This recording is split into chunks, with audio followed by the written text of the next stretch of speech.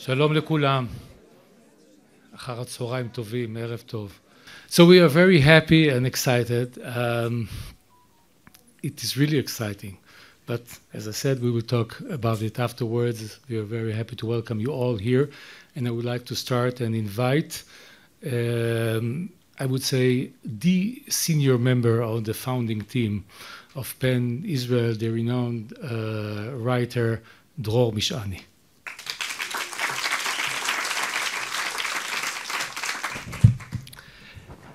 תודה מוטי.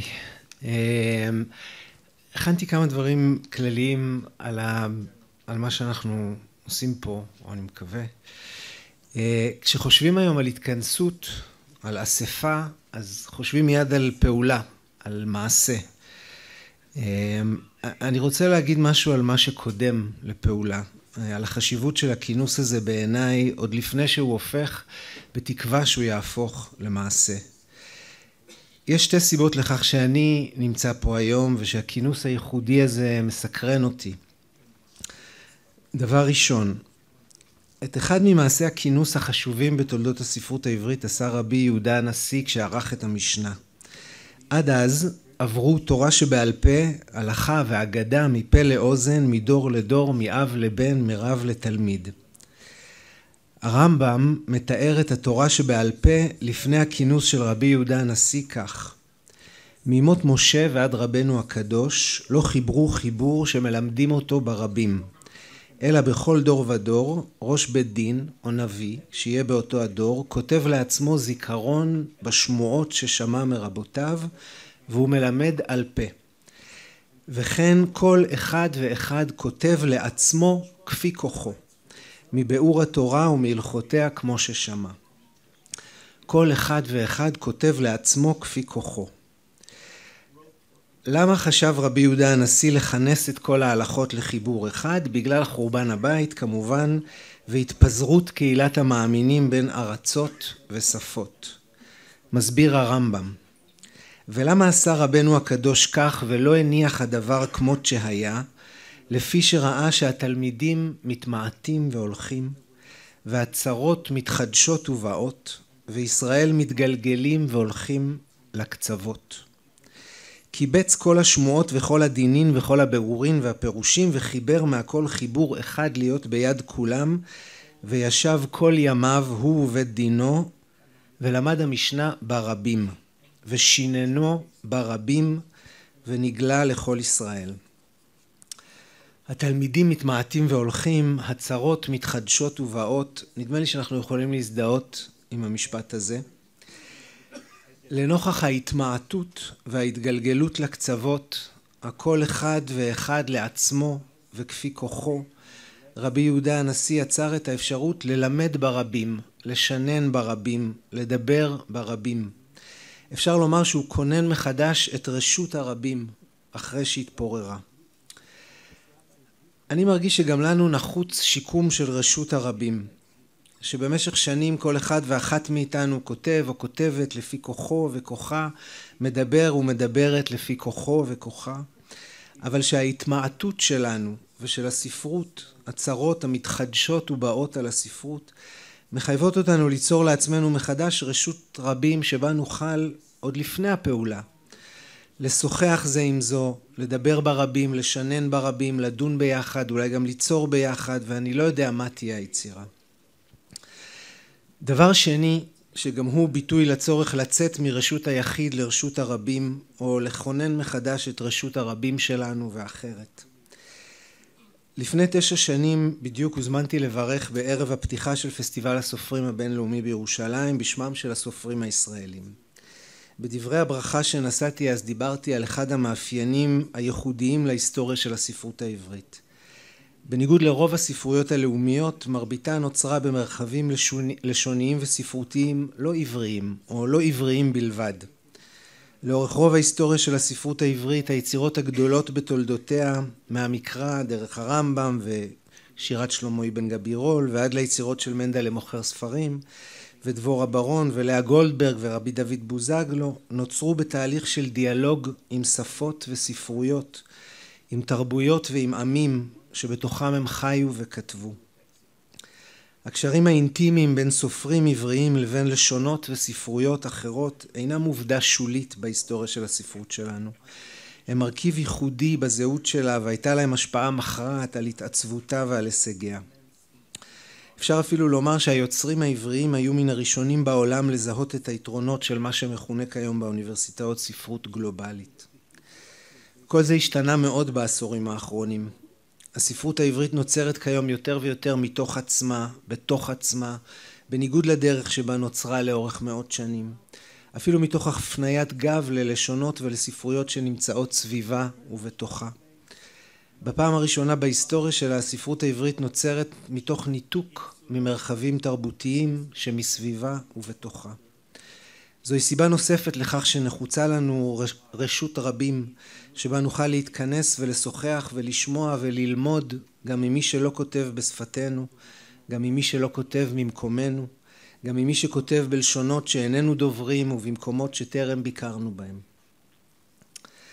אני יודע שרבים מכם באו לכאן עם תקווה למעשה משותף או למעשים משותפים, מהאפשרות למחות ולהיאבק ביחד על חופש הכתיבה, ועד האפשרות למחות ולהיאבק ביחד על תנאי העסקה של מתרגמים ועורכות, משוררות וסופרים. אבל לפני הפעולה שעוד תגיע, נדמה לי שעלינו לכונן עבור עצמנו מחדש את רשות הרבים כדי לשוחח, לשמוע ולהישמע. אני רוצה להודות לכל מי שתרם להתכנסות שלנו כדי להתחיל בשיחה או בשיחות שמתוכה נוכל לחדול לפעמים ולכתוב כל אחד לעצמו לפי כוחו וליצור לעצמנו את רשות הרבים. לג'וליה פרמנטו צייזלר שאני תכף אזמין, שיזמה את הכינוס הזה ובעצם מבחינתי היא ה-senior member מאחורי ההתארגנות הזאת. לארגון פן העולמי ולסוזן נוסל מנכ"לית פן אמריקה שעודדו אותנו לקיים אותו בחסות ארגון פן הבינלאומי שמעודד שיחה בין סופרות וסופרים ממדינות שונות. למוטי שוורץ וצוות משכנות שאננים שנתנו לנו להקים היום בביתם את רשות הרבים שלנו. לאולגה טוקרצ'וק ולג'ניפר איגן שהסכימו להצטרף לשיחה שלנו ולתרום לנו מחוכמתן ומניסיונן. ומילה אחרונה, דובר הרבה על כך שברשות הרבים הישראלית, באמצעי התקשורת, בשיח הציבורי והפוליטי, קולם של הספרות והסופרים נשמע פחות מבעבר. לפעמים מייחסים זאת לירידת קרנה של הספרות ולפעמים לירידת ערכם של הסופרים. איפה אנחנו ואיפה ברנר ואלתרמן ועוז ויהושע ומאיר שלו? נדמה לי שאנחנו לא צריכים להיעלב. יש רשויות של הסופרים לא נכון לדבר בהן, כי שפתם אחרת. עלינו ליצור מחדש את רשות הרבים שלנו, ואז ייתכן שנוכל לשנות או להשפיע גם על שפתה ואופייה של רשות הרבים הישראלית. אנחנו לא צריכים להיעלב גם מפני שזה מה שאמרו על הסופרים שבאו לפנינו. תאמינו או לא, גם על לאה גולדברג ועל עמוס עוז ועל א' ב' יהושע ועל רונית מטלון ועל אורלי קסטלבלום. נכון, עלינו מוטל לכתוב את השירים והסיפורים והמחזות שיוכיחו שלספרות יש עדיין מה לומר לרבים. ועלינו גם מוטלת החובה ליצור לעצמנו את השיחה שהרבים ירצו להשתתף בה. שיום מוצלח. ברוכים וברוכות הבאים לכנס ההקמה של פן ישראל. אני ממש מתרגשת. התחלתי לעבוד על הפרויקט הזה לפני 2 בדיוק. המציאות השתנתה שינוי דרמטי, אבל לפני שאני אתחיל עם הדברים שלי, אני רוצה לקרוא את אמנת פן. לספרות אין גבולות, ועליה להיות זמינה לכל הציבור, גם בזמן תהפוכות פוליטיות או בינלאומיות. בכל מקרה, ובמיוחד בזמן מלחמה, אין לאפשר לאינטרסים פוליטיים או לאומיים להשפיע על יצירות אומנות, שהן נכסיה של האנושות בכללותה. חברי פן תמיד צריכים להשתמש בכל ההשפעה שיש ברשותם, כדי לתמוך בהבנה ובכבוד הדדי בין אומות ועמים. הם מתחייבים לעשות כמיטב יכולתם למניעת שנאה ולהגנה על אידיאל של אנושות אחת החיה בשלום ובשוויון בעולם אחד. פן מייצג את עיקרון חופש החלפת הרעיונות, וחבריו ברחבי העולם תומכים בחופש העיתונות ומתנגדים לצנזורה שרירותית. ארגון פן מאמין שהתקדמותו ההכרחית של העולם לעבור לסדר פוליטי וכלכלי מאורגן יותר תלויה ביכולת לבקר בחופשיות ממשלות, ממשלים וצווים מוסדיים. מכיוון שחופש טומן בחובו איפוק מרצון, חברי הארגון מתחייבים להתנגד לעוולות של העיתונות החופשית, כגון פרסומים כוזבים, שקרים מכוונים ועיוות עובדות למטרות פוליטיות ואישיות. אז כמו שאמרתי, התחלתי לעבוד על הפרויקט הזה לפני שנתיים. התחלנו מפגישות ראשוניות מאוד של סיור מוחות עם אנשי ספרות בארץ מכל קצוות הקשת. ודיברנו ועלו נושאים עגומים למדי שעסקו בצורה כזו או אחרת בכסיסתה של הספרות, מצבן העגום של ההוצאות, מצבן העגום עוד יותר של הקוראים, הפרסים, הבמות, הקולות שזוכים לתעודה. אבל במהלך השנתיים האלה המציאות שלנו, הרעועה ממילא, שינתה את פניה, וכתוצאה מכך העולם שלנו נהיה רעיל, השפה שלנו הורעלה. יש כל כך הרבה מילים שהתרוקנו ממשמעות בשנתיים האלה. דמוקרטיה, דיקטטורה, חופש הביטוי, זכויות אדם, חוק ומשפט, מרכז ופריפריה, נשים, זכויות נשים, אשכנזים, מזרחים, פריבילגים, הגירה, דרכונים, הארץ הזאת. ומרוב עיוותים אני מרגישה שהמילים האלה נהפכו ממש למפלצות שמהלכות בינינו. אבל אנחנו סופרים ואנשי ספרות, ואנחנו נלחמים על המילים בראש ובראשונה. ואנחנו נלחמים על המילים לא רק בגלל שהם כלי העבודה שלנו, אלא בגלל שאנחנו רוצים, בגלל שאנחנו יודעים, שהמילים מכוננות מציאות, מכריעות את הפוליטיקה ומשנות את אורחות חיינו. ואני הייתי רוצה שאנחנו, חברי פן ישראל בהקמה, נחשוב יחד איך אנחנו יכולים להילחם על המילים האלו שהזכרתי קודם, ואולי יש עוד מילים שאפשר להכניס לאוצר המילים הזה.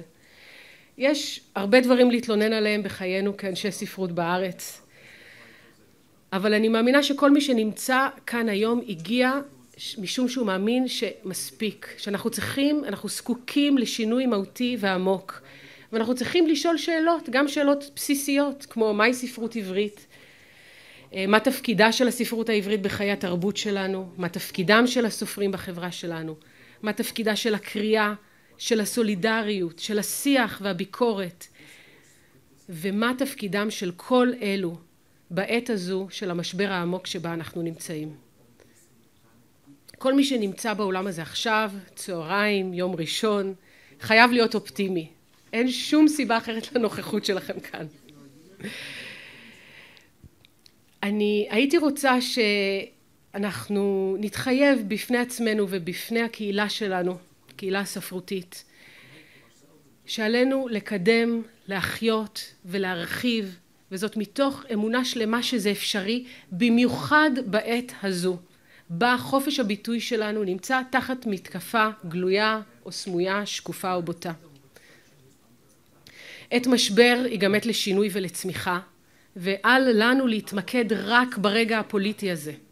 אנחנו חייבים גם להביט אל האופק ולראות מעבר לו, וזה אולי הדבר היחיד שסופרים יכולים לעשות בניגוד לכל שאר בני האדם, לראות מעבר, לדמיין. ואני מאמינה שאנחנו צריכים לנצל את המומנטום הזה כדי לייצר תוכנית עבודה, ואנחנו צריכים להתעלות מעל המומנטום הזה בו זמנית. המטרה שלנו היום בכנס הזה היא להפוך רעיונות גדולים לתוכניות עבודה. איך משנים, איך מרחיבים, איך משפיעים על השפה, איך נלחמים על חופש הביטוי שלנו ושל אחרים, איך יוצאים מתל אביב ומירושלים, איך גורמים לכך שמנעד רחב של קולות יזכה לתעודה. וכמובן צריך לדבר על הפיל שבחדר. אין אף סופר פלסטיני באולם היום.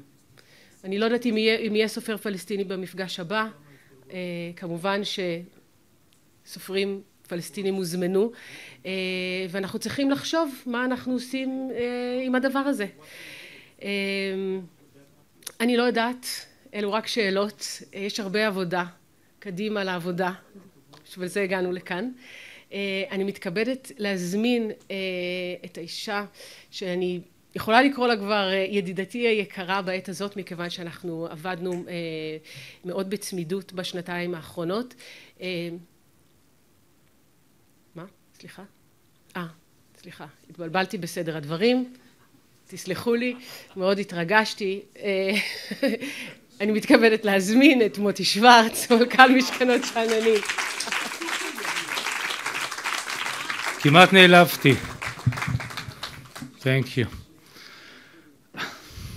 First of all, I want to thank our talented translator, who we have brought especially from New York, and you're doing it very gracefully. I appreciate that. So it is very nice. And we are actually quite excited. So dear friends, maybe it's Jerusalem, these times or else, that I feel it is the right time to say in Hebrew, Shehecheyanu. It is a very free translation. It would be, we've made it. Some 2 years ago, we have started a journey led by Julia and myself, thinking about the necessity of Pen Israel, and it should be based in Mishkenot Shananim. Well, 2 years later, and the need is stronger than ever. We had and have the support and the encouragement. No one can ask for better. By Suzanne also, Pen America CEO, who walks us carefully but quite determined. So determined that she came all the way just to be sure that we are launching today. As they have a small festival to open this weekend, Pen World Voices, I don't know if you have heard about it. Thank you, Suzanne. We are privileged today to have with us Jennifer Egan, former Pen America president and well-known writer. We appreciate your participation today and in the festival. Personally, for me today and the festival this week is a closure, as our efforts for establishment Pen Israel worked, and later this week, by the end of the festival 11th edition, it will be also my farewell from Mishkenot Shananim. I want to take the opportunity to thank my colleagues Einat Ashdod and Julia Fermento-Zeisler. I wish them and Mishkenot Shananim many more years of festival, Pen gatherings and programs, and promoting the freedom to write. In last year's festival, we had the honor to welcome the first Nobel Prize laureate writer in the history of the festival. I can tell you that was amazing. Not only it was first full physical event after 2 years of digital and hybrid editions, but there was magic. I do remember the wonder regarding the fact that we don't have a pen center in Israel. So now we have, and it is my pleasure to welcome the one who became immediately beloved by the local audience, and if I may, my friend, Olga Tokarczuk. Thank you, Olga, for being here with us today. It is so important, and it means a lot. Dear friends, Olga Tokarczuk. Thank you, Dror, and thank you, Julia, and thank you, Moti. You said everything, really, in a very beautiful and deep way. I would like greet you, all of you, and just express that I am really very happy to be a witness of this historical moment here. And I'm here by chance a little bit because I have my 2.5 months, my fellowship on the Tel Aviv University. So that was my possibility to meet with Israel closer, and from the closer perspective to watch how you live, what you think. And now, just before my leaving to Poland, I am a part of such a great event. I think that we really cannot overestimate it that Israel will have this Pen International now. it's very important because I remember how it was in Poland when I grew up, and the presence of PEN International at the time was just the open window during the communistic time. And for me, as a writer, the most important thing what you are doing in PEN International is just creating the very personal connections, relationship with among writers and poets and essayists and journalists. This kind of network is even more important than every single institution. Although of course we need institutions, but to create such a network of people who are coming from different languages, different cultures, and writing different things, just fixing us as writers in a kind of not formal institution all over the world. And I have to also say that I regret very much of absence of Palestinian writers. I think and I hope and I'm also optimistic that it will be changed in the next close future. So I like this, what is written here: the right to write, the right to think, the right to have our own opinions, the right to create everywhere, always, and in a way we want to do. Thank you very much. Thank you so much, Olga. And it is my pleasure to call on stage Suzanne Nozzle, CEO of PEN America, who helped us greatly to get to this point. Suzanne, please.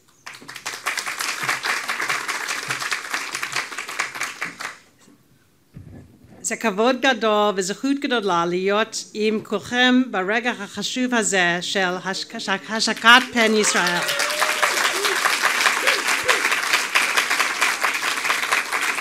כשידעתי איזו קהילה משפיעה של סופרים קיימת בישראל, חשבתי זמן רב שישראל צריכה להיות בית לארגון פן. פן ישראל, כמו כל פן ברחבי העולם, יעוצב על ידי סופרים ישראלים. אתם תחליטו אילו פעילויות לבצע, מתי לדבר ומה לומר.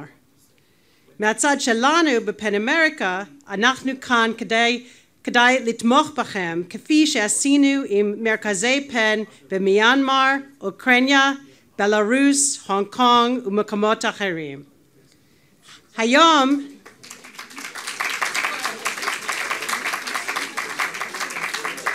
אחלוט קצת על עבודה של פן אינטרנשיונל ופן אמריקה, בתקווה לעורר כמה רעיונות והשערה. לצערי, אצטרך לעשות את זאת באנגלית. Okay, we'll begin with a short video. We are an organization devoted to the collegiality of writers everywhere in the world.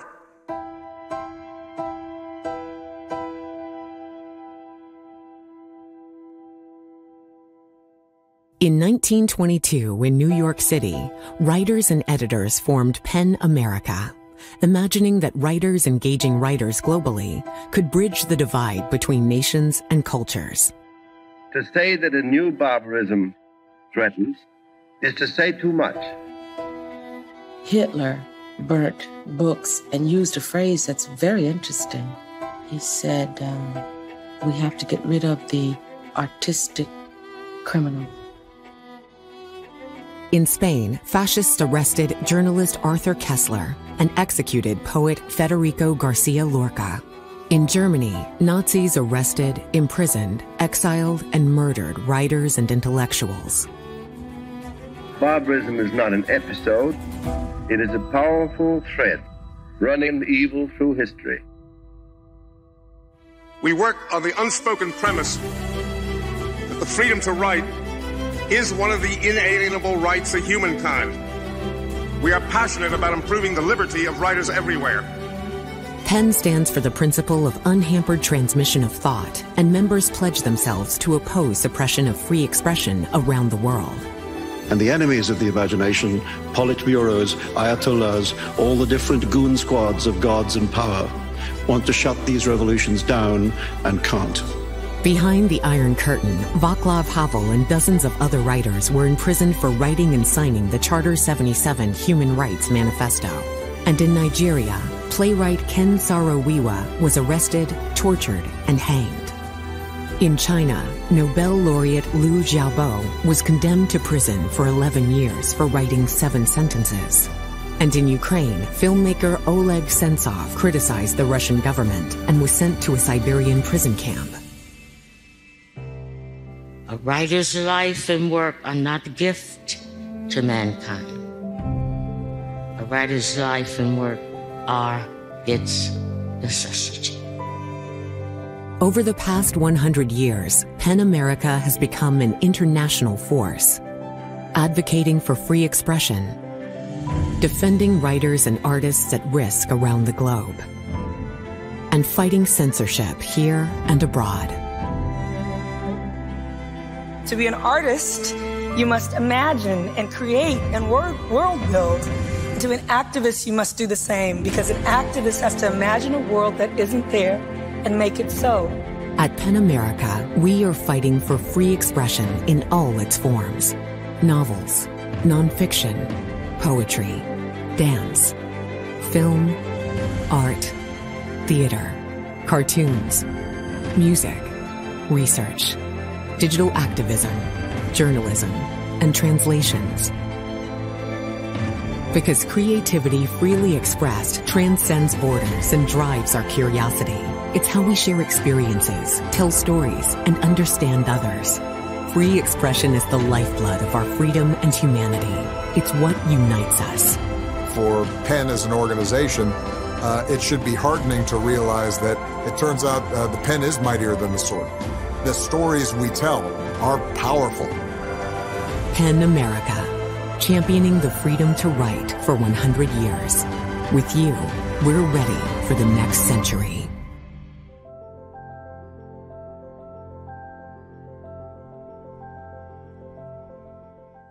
So it's a video we obviously made for our birthday, which took place over the last year. And I'll just talk a little bit about when PEN began and some of the work that we at PEN America do and some of the other organizations around the world. PEN was founded in 1921, right after the First World War, out of a sense that if future wars were to be prevented, writers would have to do their part in that. And so the idea was almost a kind of United Nations of writers from all countries who would come together to use literature as a catalyst for dialogue. We're now, there are PEN presences in over 100 countries. Most of them, honestly, are very small. This is a wonderful meeting of what I think is going to be, hopefully, a very active and even perhaps one of the larger PEN centers. We have a PEN International Board that is elected by the centers around the world. At a PEN Congress, Motti and Julia joined us in Sweden last fall for the PEN Congress, and that takes place every year in person and online in alternate years. The leadership of PEN International, Burhan Sönmez is the international president. He's a Turkish novelist, and Regula Venske is the international secretary. And that's just a photo of the Sweden Congress last year.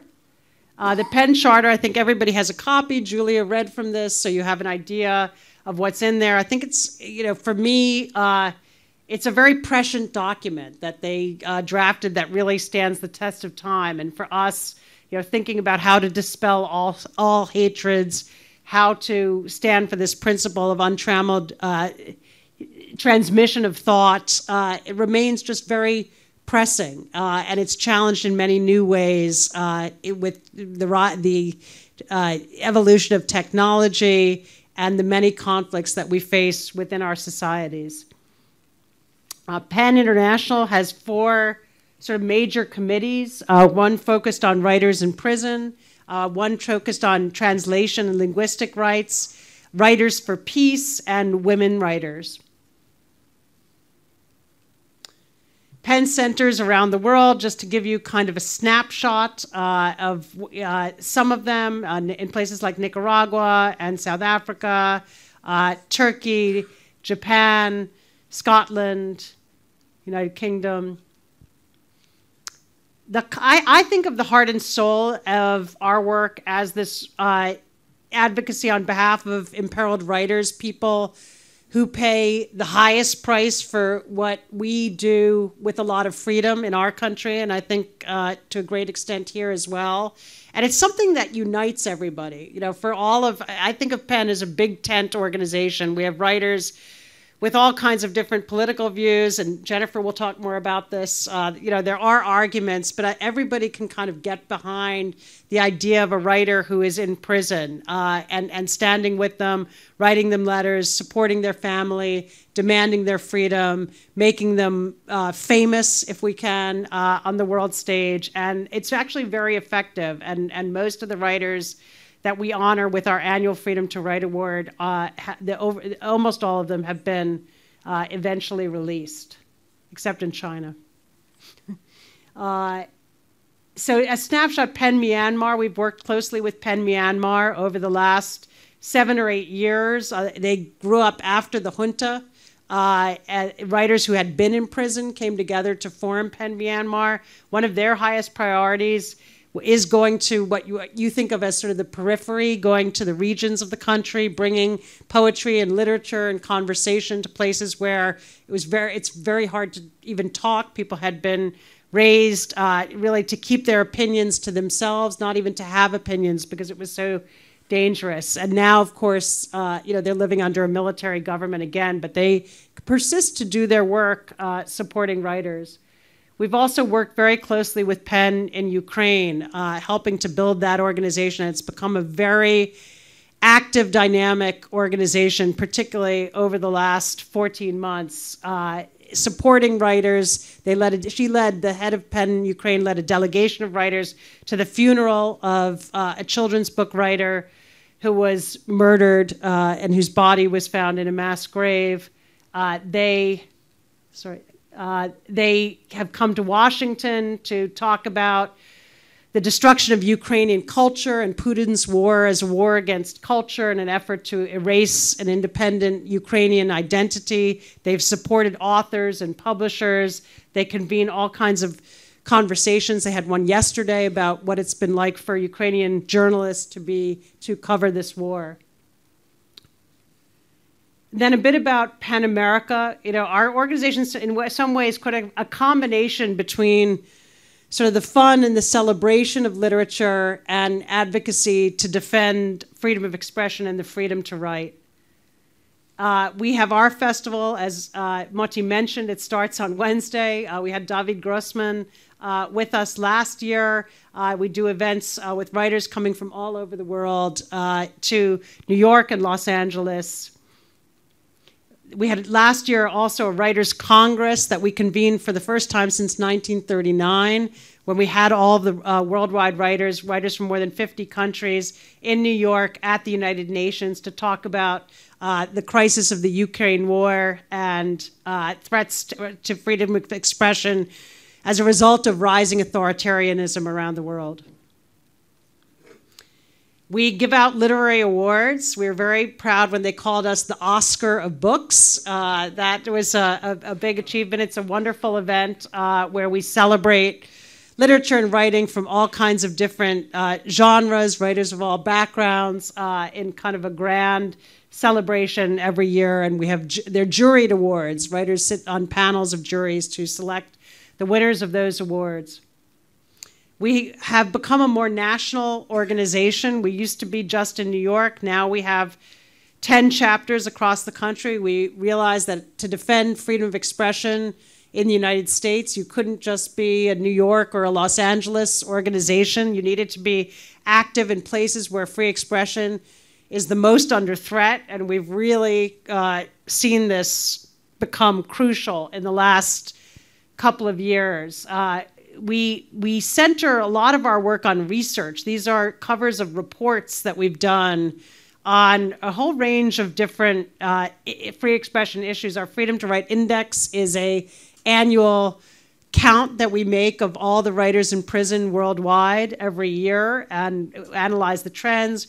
We've looked at censorship in U.S. universities, at a lack of diversity in who gets published, that those who are published in the United States are overwhelmingly white. It's very difficult for Black and Latino authors to establish themselves in the literary world, and we looked at sort of why that is. Challenges in journalism, report on the rising influence of China in Hollywood and how Hollywood movies are now being censored in Beijing, and the portrayals are ones that the Chinese government will agree to because those movies get released in China. We've looked at the right to protest, which, for us, as we've come out on the streets, just as you are, those rights have been restricted in many states, and so we've called that out. Jennifer and I were at the protest last night, and it was remarkable to see on Rehov Kaplan in Tel Aviv, just the energy of that, and it reminded us, and she'll talk more about what we've lived through over the last 6 or 7 years in the United States, but these are some of the protests that we've done. Just over the last couple of years, we've seen a really shocking trend of book banning in the United States. I think of book banning as very un-American. These are mostly children's and young adult books by and about authors of color, LGBTQ individuals that are being banned in places like Florida and Texas and Oklahoma and Idaho, and in some cases by the legislature, taken off library shelves, withdrawn from classrooms, denied to children who need these narratives to be able to see themselves in literature. And it's an outrageous trend, and PEN has been at the forefront of documenting it, advocacy, support for parents, teachers, and librarians. It's a huge focus for us right now as an organization. Sorry, going wrong direction. We have a Washington office, and this has been very important for us so that we can be part of the debates both about free expression in our own country and around the world. We testify before Congress, we do protests, we meet with government officials. We brought writers from around the world to Washington as part of delegations. That's a group of Russian writers who came a couple of years ago to just talk about and give a perspective that's a non-governmental perspective of people from civil society, cultural figures, to talk about what they're confronting, what kinds of support they need, how they feel about the U.S. government's approach to dealings with their country. A few of our other programs, I won't go into detail, but we have a series of programs that are focused on writers, people whose voices are not heard in society. So, for example, writers who are incarcerated, people who are in U.S. prisons and want to write and express themselves. We help them find their voice, get a mentor, get published, and also young immigrant students. We're doing a lot of work to educate young people on freedom of expression. And so, a lot of this is sort of the passionate work of people involved in PEN who care about these issues and have helped us bring these programs to life. Finally, we try to take on controversial issues and facilitate discussions on topics that are difficult to talk about, whether it's Me Too or the self-censorship, cancel culture, these subjects that people talk about on Twitter and get into big fights, but rarely sort of actually sit together face to face, and we try to bring a very diverse group of people together for these conversations and offer something that often is not happening and isn't easy to do in the wider society. So that's a snapshot of our organization, just ending with some practical considerations of what it means to put together a center like this. It needs leadership. It needs membership. It needs some parameters. Who's eligible to be a member? Do they pay dues? What do they pay? Where does the money come from? And we'll try to help you to the extent we can with some of that. ultimately getting staffing. That's been absolutely critical for us. And, you know, I think for you, where you start, what are the first activities and programs, and then when are you going to comment, and how's that going to be decided? You know, there's plenty of controversy here, as there is in our country, and that question of, so when do you speak out, what do you say, is something, you know, we're debating every day. So with that, next up is a message from Burhan Sanmez, who is the president of PEN International and has recorded a video message to all of you. Dear friends, I'm greeting you in the hope of meeting you in person when I travel to Israel in the near future. I'm happy that an aspiring PEN initiative has emerged in Israel to join more than 140 PEN centers around the world. When PEN International was founded more than 100 years ago, the world was again tired of wars and intolerance. Right from the beginning, our aim was to promote literature and defend freedom of expression. We have accomplished a lot, but today, when populist politics and bigotry are on the rise again, we have more and more work to do. A poet was executed by hanging last year in Myanmar. Last month, another PEN member in Belarus was sentenced to 10 years in prison. Thousands of our colleagues have to grapple with different pressures: censorship, imprisonment, hate crime, disinformation, and book banning surround us everywhere. While we have no strength other than our creative writing and standing together. PEN is a global movement of solidarity of writers for writers, no matter their origin, gender, race, or nation. We are aware of the increasing need to stand for peace, the need to stand independently of governments, to be decisive and forthright in challenging oppression and persecution, no matter where it comes from, including our own political institutions. Our demand sounds like a dream. A world without war and discrimination, a world where humanity lives in harmony and equality, a world where literature, languages, and cultures are celebrated. Against all borders and walls, we believe in literature. I'm sending my best wishes to you all. Thank you. Thank you, Suzanne. And it is my great pleasure to have the wonderful Pulitzer Prize winning author and former president of PEN America, Jennifer Egan. Thank you, Jennifer. Thank you for being here.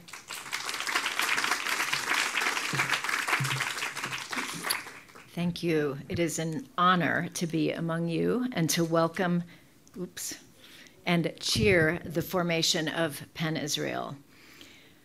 I had the adventure and personal challenge of serving as president of PEN America from 2018 through 2020, almost 3 years, during a tumultuous stretch of American life that included much of the Trump presidency, the Me Too movement, the murder of George Floyd, the first year of the pandemic, and the election of President Biden. And my purpose today is to share with you a few reflections on that experience in hopes that some of them might prove useful, despite the obvious enormous differences between our countries and our histories. I don't want to overplay the relevance of these observations, but rather just to offer them up for whatever they may be worth as you embark on your new venture. I sometimes find it hard even to remember, with Trump more than 2 years out of office, how viscerally many of us feared that his presidency would lead to the end of American life as we knew it. The stakes seemed that high, and the uncertainty was so acute that it prompted a sense of emergency that infused my term as president of PEN America. The most immediate question Trump's presidency posed for us was, how could writers meaningfully enter into and influence the political conversation, particularly at a time when writers in America, and I hope it's less so here, are keenly aware of our dwindling influence in the era of digital distractions? But it turned out there were many answers to the question of what role writers could play. Suzanne mentioned our lawsuit against Donald Trump, I think, which was our most directly combative action. We sued the president for using his executive powers to try to muzzle the press. In one case, he tried to raise postage rates against Amazon.com as a way of punishing its CEO, Jeff Bezos, who is also the owner of the Washington Post, a newspaper whose very negative coverage of Trump enraged him. And along those same lines, Trump actually banned CNN reporter Jim Acosta from White House press briefings, making it impossible for Acosta to report on them. These, we argued, were clear examples of Trump's abuse of power, and judges seemed to agree. The case cleared several judicial hurdles and was alive and proceeding when Trump lost the 2020 election.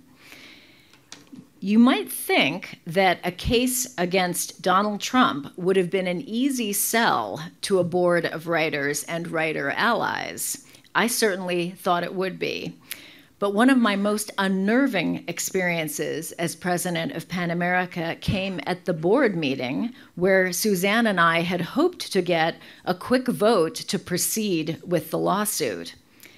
Objections arose from many quarters. Some from writers unwilling to claim that they felt chilled by Trump's actions, and others from board members who may actually have been Trump supporters, or at least were less critical of him than many of us were.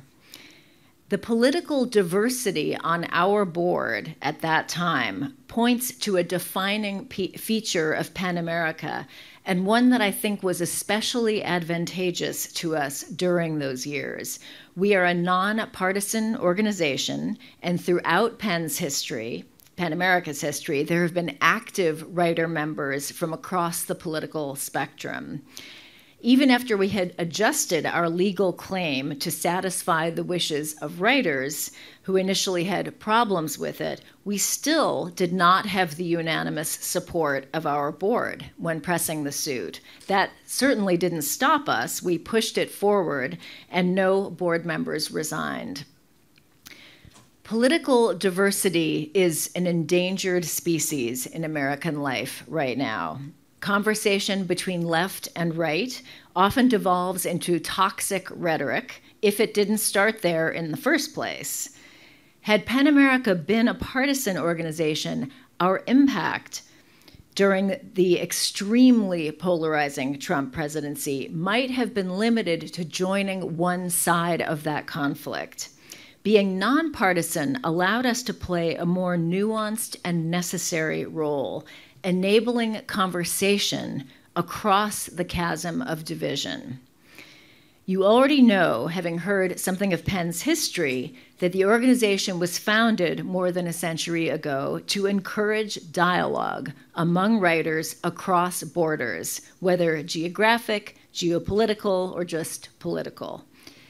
As president of PEN, I found myself constantly grateful for our political neutrality, whether I was addressing an audience in Omaha, Nebraska, an extremely Republican state, where I felt physical relief in the room when I reminded the audience that we were nonpartisan. I think they all thought I was there to scold them.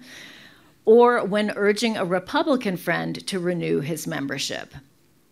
Being nonpartisan does not mean that we shy away from the political arena, and in fact, we end up there a lot. I'm sure you gathered that from what Suzanne was just telling you. During the Obama administration, PEN America loudly decried the president's excessive use of surveillance, angering some Democrats. At the moment, PEN is devoting enormous energy to fighting the epidemic of book banning in the United States perpetrated by the right. And by and large, these bans of novels, plays, children's books, and entire teaching curricula seek to suppress awareness of racial injustice in America and of sexual difference. PEN America is fighting them with everything we have, and our work and impact are strengthened by the fact that we also speak up vehemently when academic freedom is challenged from the left, often at universities. This happens in many ways with the shouting down of controversial speakers, which was something that happened a lot during the Trump years, or in a recent example, the unfair dismissal of an art history professor for alleged cultural insensitivity. PEN's authority to weigh in on these matters and to be listened to is strengthened by our nonpartisan identity. PEN America has created a wide range of tools to encourage civil discourse on college campuses and has orchestrated trainings at scores of colleges and universities across America. I'm told by a lot of my friends who teach that their whole departments use PEN America's Campus Free Speech Guide to enable strong opposition and disagreement that still allows for everyone to be heard. That is the really hard part. PEN America has traditionally been a New York-centric institution to such a degree that a separate PEN organization in Los Angeles was functioning on its own for years, calling itself PEN USA. One of Suzanne's many triumphs as the CEO of PEN America has been to merge these two organizations, the first step toward making PEN a truly national presence. When Trump was in office, we opened PEN chapters in a number of Republican-leaning states, red states as we call them, Texas, Utah, Oklahoma, Alabama, Florida. These additional PEN chapters were a vital development. Not only do they make us a more representative organization, but they give us a vantage point from which to work on other issues of concern, one of which is the dismantling of local news all over America, something PEN has studied closely and written about. The PEN Across America chapters have also helped to mitigate the sense of distance and even alienation that many non-East Coast writers have historically felt about the publishing industry. The goal is to encourage literary life generally, not just in New York City, and to provide events and celebrations and opportunities for writers everywhere. Some of the hardest challenges are deciding when to speak and how exactly to calibrate our statements. What to say about Julian Assange, for example, who betrayed our country, but whose prosecution could have damaging implications for press freedom. Or how to respond to a publisher on our board who canceled a Woody Allen biography in response to pressure from his own staff. These are really tough situations to navigate. In the end, it's always a matter of asking ourselves what is demanded by our mission and by our fealty to the principle of free expression. We don't always get it right. One painful question I dealt with during my term as president involved the vexed issue of cultural appropriation. Personally, I never write fiction about myself or about people who remind me of myself. I don't even write about people I know. That's a relief to many, I can assure you. I prefer writing from a male point of view because it creates an immediate separation between myself and my character. Creativity begins for me at the moment when I forget my own history and individual life. That is actually why I write, and it's the closest thing I know to transcendence. When the novel American Dirt was published right before the pandemic in 2020, the author, Janine Cummins, was greeted by a firestorm of anger from some Latinx writers because she had invented the story of a Mexican woman crossing the American border illegally with her son, but Cummins herself is only 1/4 Latina. The outrage was fueled in part by legitimate pain over the underrepresentation of Latinx writers in American mainstream publishing. But despite the endorsement of several well-known Latinx writers, Cummins became a scapegoat, and once the furor began, it was impossible to tamp it down. Cummins and her publisher ended up canceling all of her public appearances out of fear that they would become free-for-alls or worse.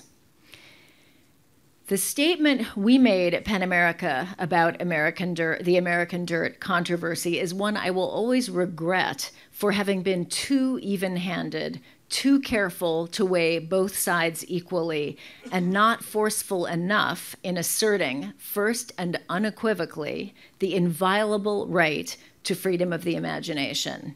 I don't believe that anyone, including the writers who publicly excoriated Cummins, wants to live in a world where imagination is policed.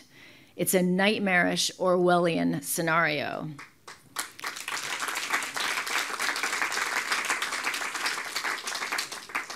PEN America stalwart Toni Morrison, reflecting on her years of teaching creative writing, said during an interview that she liked to begin her classes by telling her students, think of somebody you don't know. Imagine it, create it. Don't record and editorialize on some event you've already lived through. Of her students, Morrison said they were always out of the box when they were given license to imagine something wholly outside their existence. I'm going to close with something that I took away from my PEN America presidency and that has stayed with me. Ever since I began publishing books in 1995, there has been widespread anxiety in the world of American letters about a decline in reading and an erosion of literature as a cultural force. That timing is no accident. The internet was already upon us in 1995, even though many of us, I certainly, had never seen it. Concern about the devaluation of reading and writing continues to this instant with absolute panic in the US over ChatGPT and its implications for literary expression, fears that writers will be displaced, that our work will be stolen, plagiarized, and rendered irrelevant. And I share all of those fears. There is no question deep reading is a threatened practice in America, and what most threatens it are the extremely powerful entities that profit from our scrolling. The essential ingredient of deep reading is sustained attention, and very smart people are devoting their careers to diverting our attention away from it. It's not an exaggeration to say that in America today, deep reading amounts to an act of resistance.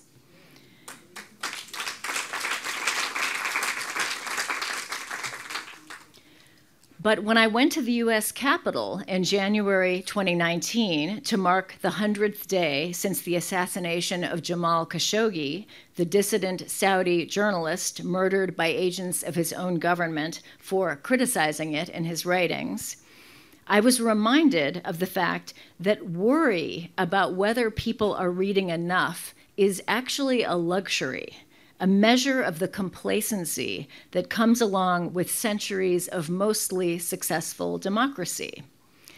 In countries ruled by dictators, the question is not whether writing matters. The question is whether writers are bowing sufficiently to the state's wishes. Writing matters that much, enough to police its contents, enough to put someone in jail, or even murder them to shut them up. According to PEN America's newly released Freedom to Write Index, 311 writers are currently imprisoned around the world, and those are just the ones we know about. All of this brings me back to PEN's core mission: celebrating and nurturing literary expression because it matters that much, because literature, as the autocrats well understand, contributes to a populace that is intellectually healthy, capable of complex and contradictory thought, and able to be empathetic. That is what we are protecting at PEN America and at PEN internationally, and that is why we are protecting it. And with that, I wish you strength and joy in your founding of PEN Israel, and I thank you for undertaking this crucial work.